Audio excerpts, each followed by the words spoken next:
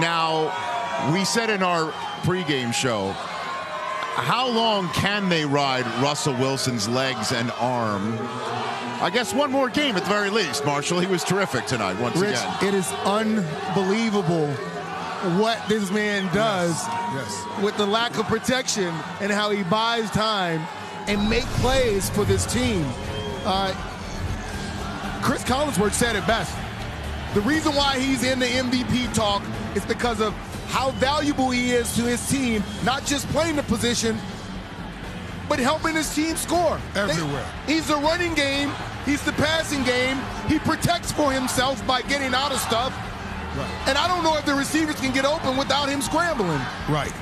It's impressive what this guy does. You're absolutely right, Marshall. And we got a chance to watch it. I told you as we were sitting out here watching the game, he's going to be exhausted tonight because you don't know what it's like to have to do all of that running and then still make accurate throws. He is everything as we talk about this identity on this football team.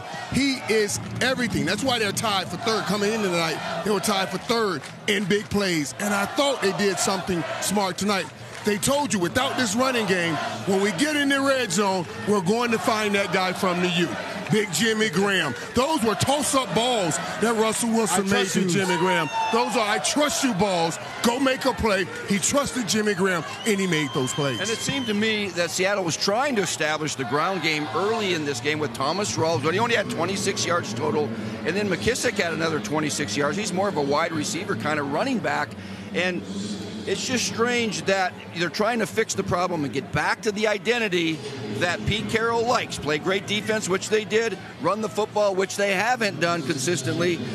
Russell Wilson finds a way to get it done, and it was 15-10 until that big scramble play. He blew the game wide open. Yeah, and the first touchdown to Jimmy Graham was on a blitz that he'd flipped it up right to him. And the second one, we got to point it out, in this stadium, from the 2-yard line.